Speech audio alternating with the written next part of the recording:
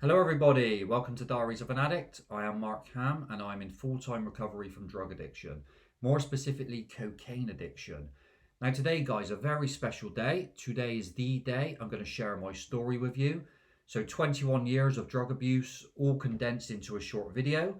I've decided to break this down into stages. So, from my teens to my 20s, how, where, when, why I even got into drugs. I'm going to share my 20s to my 30s, which is just a whole decade of complete chaos, all centered around drugs. And then into my 30s. Now, my 30s was by far the worst period of my life regarding drug addiction. This was a period where I lost total control, was unable to maintain any form of sobriety whatsoever, and is a period where I suffered with severe chronic cravings regularly. So, a really horrible period in my life. This was a period where I knew I was in serious trouble and I needed to do something about it. And of course, I'm going to share where I am today, which is full time sober. So, just how did I get there? Now, it's important, guys. The whole purpose of my channel is to raise awareness on drug addiction, on consuming drugs, and just how bad they are, how they can take control of your entire life, okay, like they did with me for many, many years. Okay, it's a very, very serious subject, and it's a subject that certainly needs more awareness around it. Okay, now another thing to point out, some things are quite graphic, quite explicit content, but drug addiction is not pretty, okay, by any means. So just a little heads up on that. There's going to be no BS from me. I'm going to share my story from my heart. And that's it, okay? So without further ado, let's begin. Okay, guys, so the magic number for me was 15. 15 years old was the age where I first started consuming drugs. Now, a little bit of background on this. Now, I grew up in a very nice little village in Bristol in the UK. Very good childhood. Was a very sporty kid. Always playing football, always doing sports, cycling, running, tennis, you name it. Always had an interest in sports and fitness from a very young age. The environment I grew up in. Now, our house was very much a communal house. It was somewhere where all our friends could just kind of come and go as they please. Lots of parties, we had carnivals regular, a really good fun time as a kid. Now, the turning point for me, my parents separated when I was 15 years old. Now, I was living with my dad and my older brother, and I'm sure many people can relate to this. Now, if you have an older brother, older siblings, you're generally hanging around with older people. So you're going to be exposed to things more easily, or maybe before you should be exposed to them, given your age. Now, one of my brother's friends once brought hash round to the house. Now, I can remember resisting for a long period. I was like, no, don't want to do drugs, don't want to get in debt. However, every single other person was doing it except me. Now, you could say peer pressure, temptation, but I finally gave in and did it. And I can remember the first time I smoked hash, threw up absolutely everywhere, did not like it at all. But like anything, you do it again and again and again, and it just becomes the norm. So from the hash, started smoking weed very quickly. And like any other drug, the first time I smoked weed, had a great time. Me and my friend just could not stop laughing. We were giggling at literally anything. But of course, the novelty, the first time you take a drug is probably the best. And that soon wears off and it just becomes a habit. Now, what was very strange for me is I was very, very quickly taking class A's. Now, one of my brother's friends, he brought amphetamine round to the house, this horrible brown pasty shit. And I decided to take it. And this was a fatal decision. You're 15 years old, you're not even developed properly, you're still a kid, and you're putting a mind altering, very strong substance in you. And I can remember the first time I took it, and I looked at myself in the mirror. This was the following day, no sleep, of course. And I looked at myself in the mirror, and I literally had no colour in my eye. It was just a black pupil, like a huge cat's eye. It was disgusting. I was very worried, thinking, oh my God. However, the feeling of the drug, it was like, wow, mesmerized, very chatty, very intense. and obviously liked it. And this became a pattern of behavior. We started to do this every weekend, very cheap drug. And that was the drug of choice for that period. Now, a key point to mention here, like one of my friends, one of my good friends today, he's 3 or 4 years above me, but he obtained a flat in the local area. Now, this very much became a drug den, basically. We were able to go there and do whatever we want when we want. Started skiving off school, just pretending I was going to school in the morning, just go to my friend's flat, get high all day, do whatever you want, basically.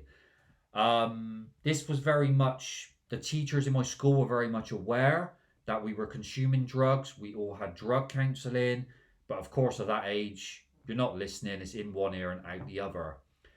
Now, this pattern of behavior continued for a while, and the next key point for me, which I'd like to share, is at 16, we were all like, right, what are we going to do next?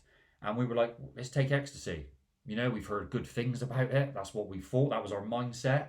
One of my friends had a free house. His mum was away. And we were like, right, now's the time to do it. So went off, bought 100 pills. And the first time we took it, I've done like 10 pills each, which is a lot. And a key moment here for me personally, if anyone watching who has taken ecstasy, MDMA, the come down is pretty horrific. And literally, I can remember the following day having been up all night, felt like shit. I walked out of my friend's house, and in my head, I was like, I cannot wait to do that again. It's like, when are we doing that again? Now, if you're somebody thinking this the day after, you are probably going to have a problem later on. And that is very, very true for me. The feeling was euphoric. It was like, wow, I've discovered something brand new. I want to do it again and again and again. So, a very addictive personality, I would say for sure. And this became a pattern of behavior very quickly. Started taking ecstasy every weekend, MDMA, started going to raves, parties, clubs in town. The whole lifestyle began from there.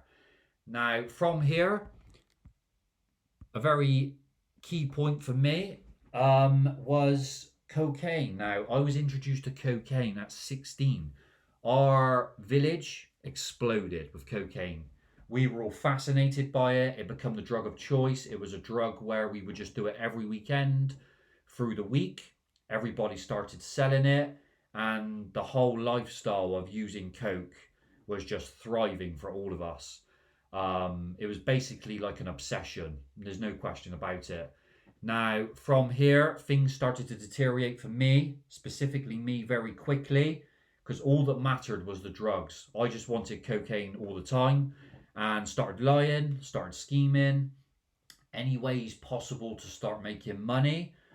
All the signs were there to say, whoa, slow down. This is taking control. Of course, totally blasé. Did not listen to people. It was just, this was what I wanted. Now, other periods for me in my late teens to mention, got done for drink driving, got caught for possession, class A, class B, had my house raided, criminal record, started to rack up debt.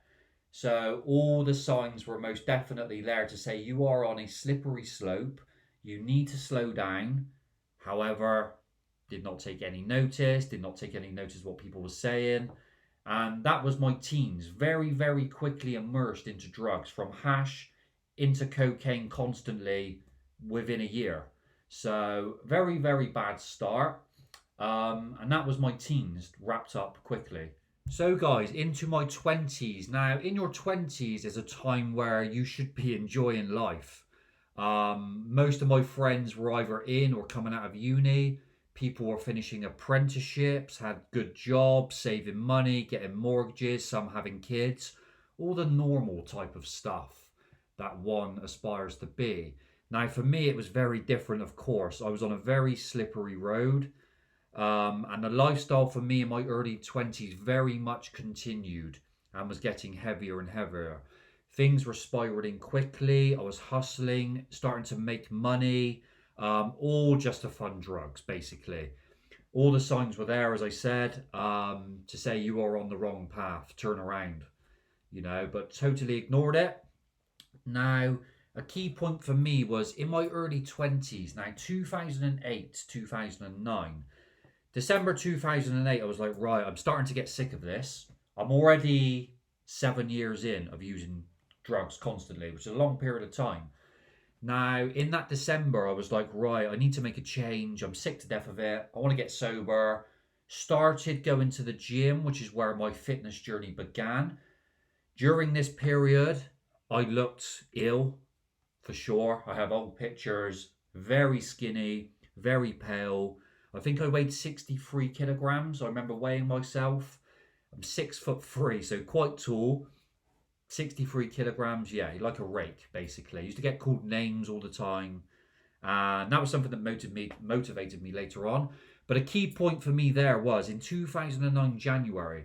I remember now, January 1st, I was walking to Fitness First in Cribbs Causeway in Bristol. I was like, right, got to stop now. It's time to go sober. I've had enough of it. And that's what I did. And January 1st, started hitting the gym and tried to get the mindset of change. And basically, it lasted 1 month. It lasted 1 month. However, this was the longest period for me that I've gone sober since 15. So a small bit of progress, but of course nowhere near good enough. Okay. Now the lifestyle then just went back to normal basically. Carried on all the way through my 20s. So a key story for me, which I'd like to share, which is in 2012. Now 2012, very heavy into hustling, making money to feed my habit. I was 25 years old. I'm already 10 years in of using drugs, okay? So a very long time indeed. Now, I can remember a key point for me was I organised to get cannabis for one of my friends, just so I could get some free coke, literally, just so I could keep using. That was the mindset. It was, what am I getting out of this?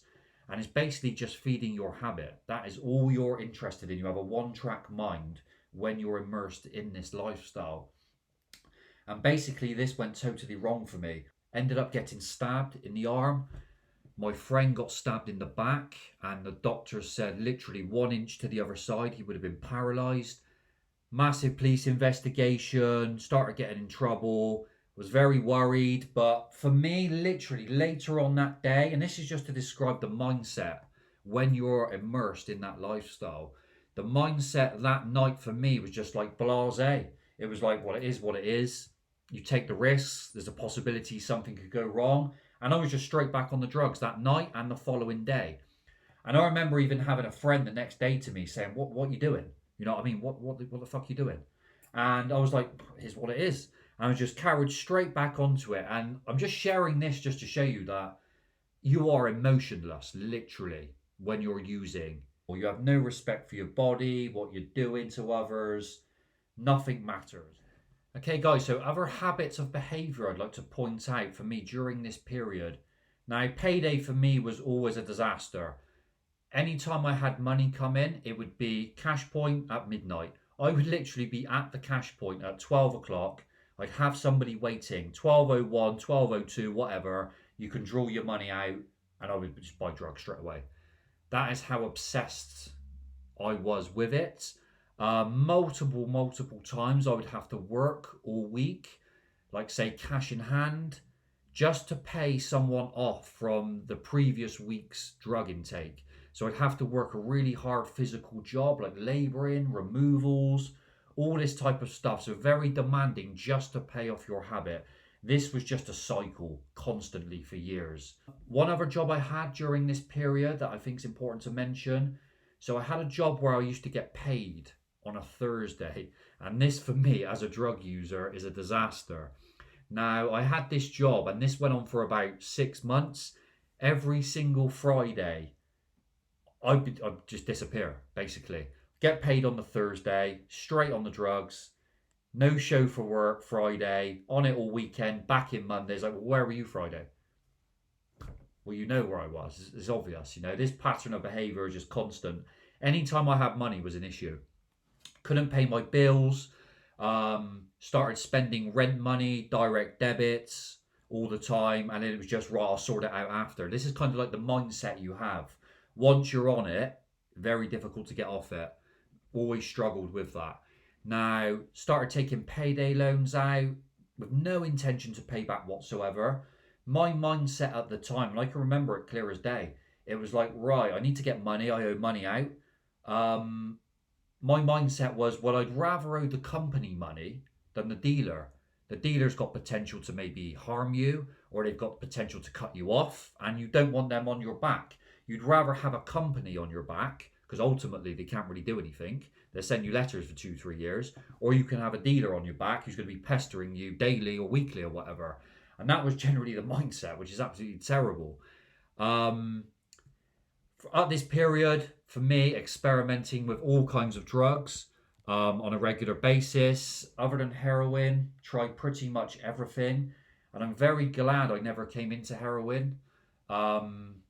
I have no doubt in my mind whatsoever. Once I was on a bender, on a session, once the other drugs ran out, basically take anything just to keep it going. That was just my mindset all the time.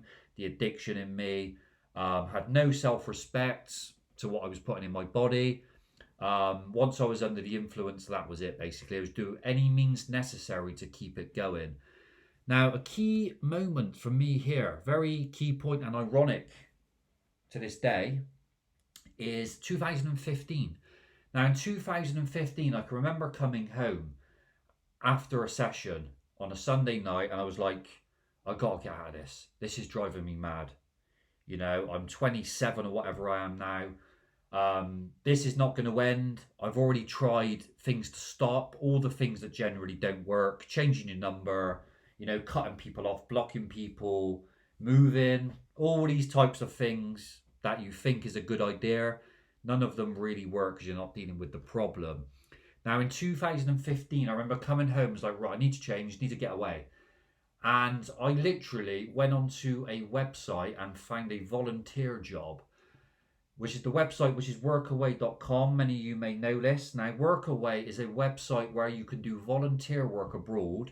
You get accommodation and food provided. So you can basically go with no money. And that's exactly what I did. I was like, right, I need to get out of here. I made contact with a host. He's like, yeah, come over. It's 4 to 6 hours a day. You get free accommodation. You're in Spain. So I went off to Malaga. And that's what I did. And this worked for me for a small period of time. Now, I went over there for about 5 months. And for 3 of those months, I stayed sober, which was the longest period for me. So progress was made. However, if you have an addiction, it will catch up with you. If you're not dealing with the problem, it's not going to just magically go away. It doesn't matter where you are. I tried this multiple times. It always caught up with me, okay? So it's just a key point to mention to people there. Okay, now I actually repeated this in 2016. I went back over. So I did my period in 2015, come home, and then did it again in 2016. Same thing happened, 3 or 4 months sober. So progress is being made. However, as soon as I was back into the UK, bang, straight back on it, straight back into the lifestyle. So again, the lessons learned here is it doesn't matter where you are, location, it's not important. You need to deal with the problem. So when I returned from 2016, my mindset was very much, right, I need to get a full-time job. Of course, jobs through my whole period then were very stop-start. Very difficult to maintain a job. When you have a thriving addiction, like cocaine, I cannot turn up for work on a Monday. Most of the times I would be still awake on the Monday morning. How the hell are you going to go to a work? You can't even talk. You can't even look at anybody. So yeah, from this period, I come home, I was like, right, I need to get a full-time job. I need to get into some sort of routine.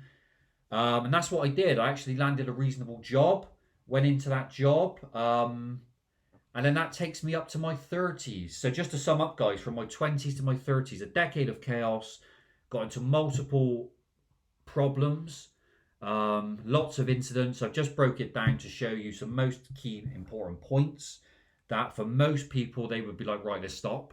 For me, blasé, did not matter. It was just consume, consume, consume on another planet is all I can say. And that takes me into my 30s.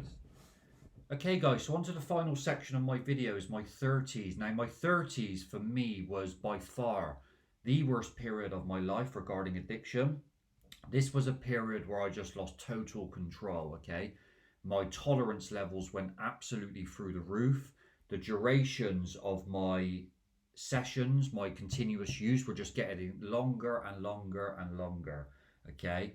Now, this was a period for me where I started to get a degree of understanding, you could say, of just how serious the situation was I was in. Okay, now let me explain addiction to you.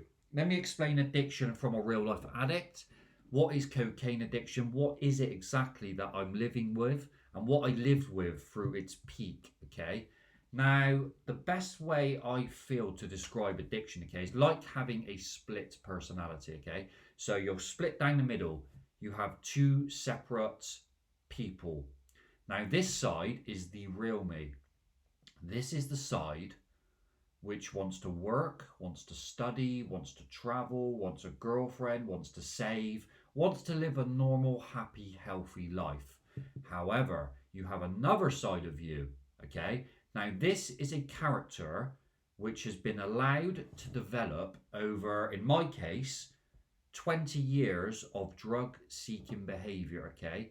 All the thought processes, the thinking patterns, what would have once been an excuse to use, this is a person very much alive, is installed within you, okay?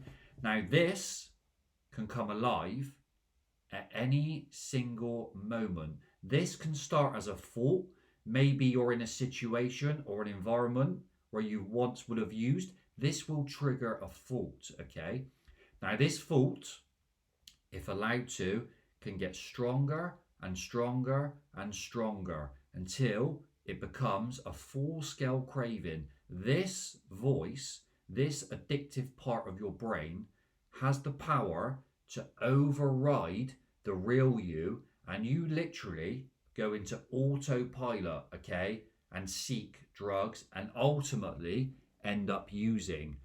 Now, for me, this would present me with a different problem, okay? Now, for me, once this part of the brain is now in control and you seek and you use, for me, this would be catastrophic, okay? Once the drug for someone like myself is in me, there is no stopping, okay? Now, let me explain. In my opinion, I believe there are kind of two types of addicts, okay?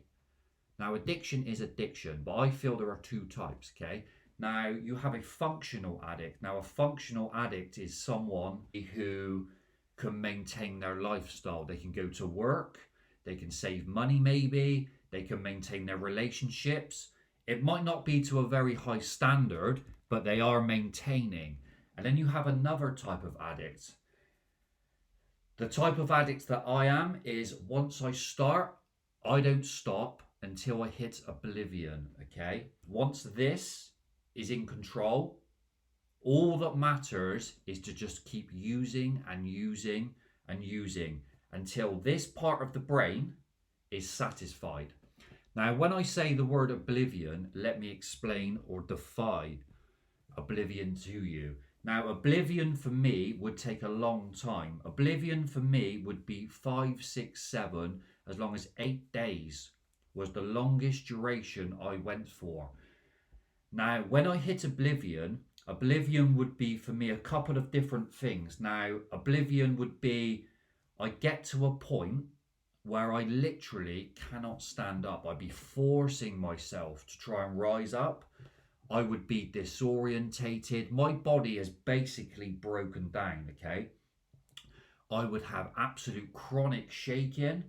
I could be, once the drugs ran out, it would be like you go into a deep, deep state of depression. I had times where I would just be so deep and depressed after this duration has ended. You would go into deep states of crying, like fits of crying, really intense spells. And it's almost like saying, this part of my brain, the addiction part, is now satisfied. It goes back, it's now suppressed. And now this part is allowed to come back to life. So what happens here is you come back to life, only now you now need to undo all the work, all the damage, more like, you have just done during that period of using.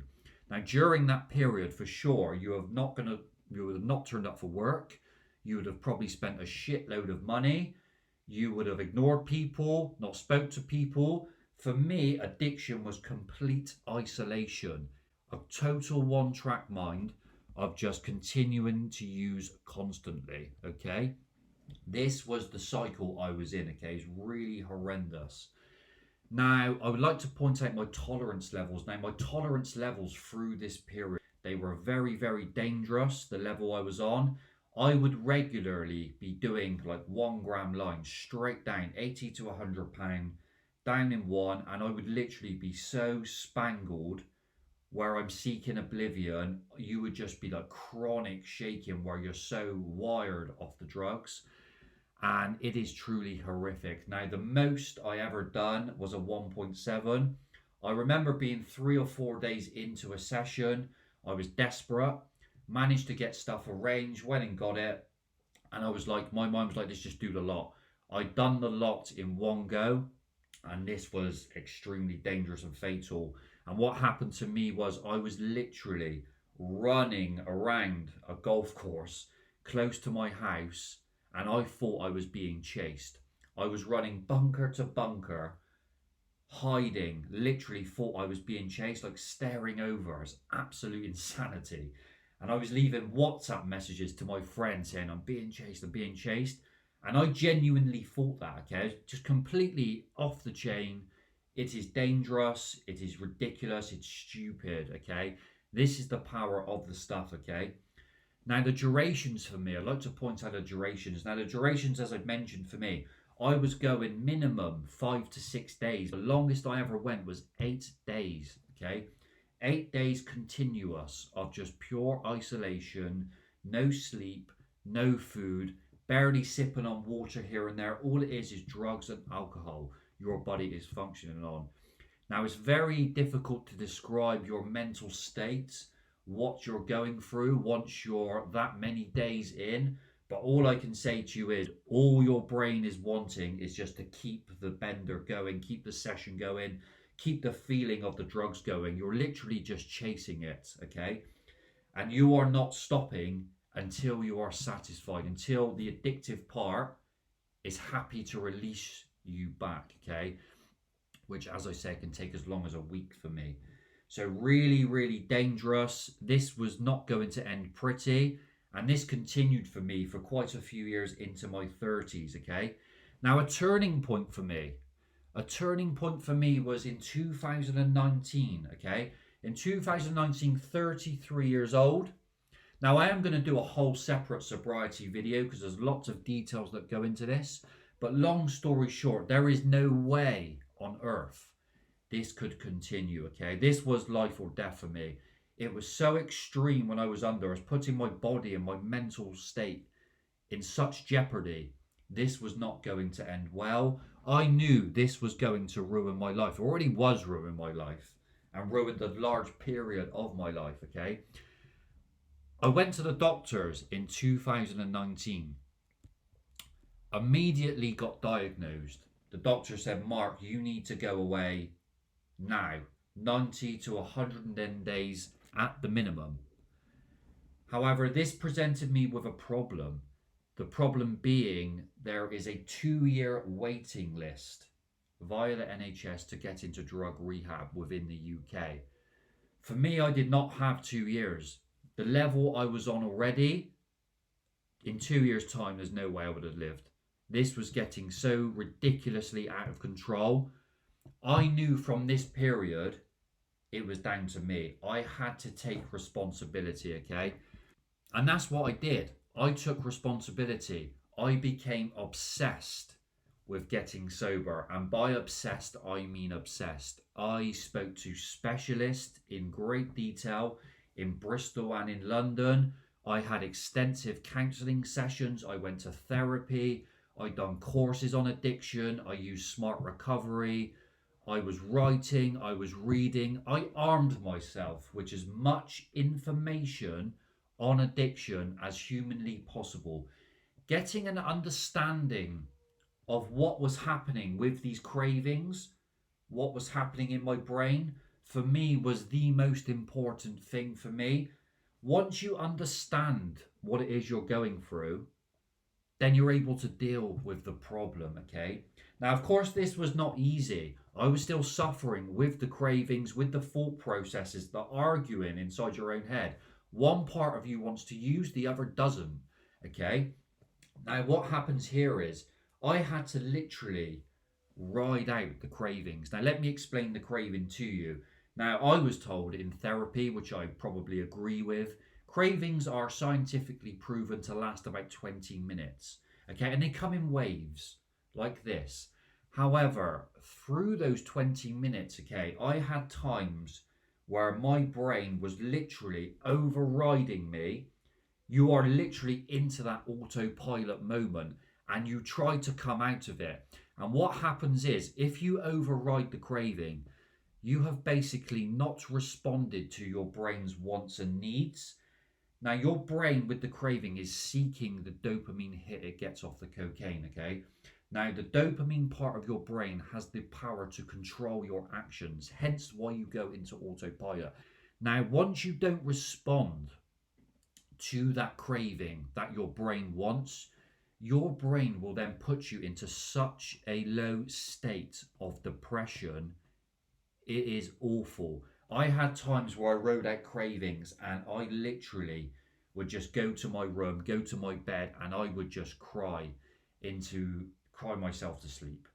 Basically, I would just cry intensely, like, what has happened to me? I can't handle this. Like, it is awful, okay?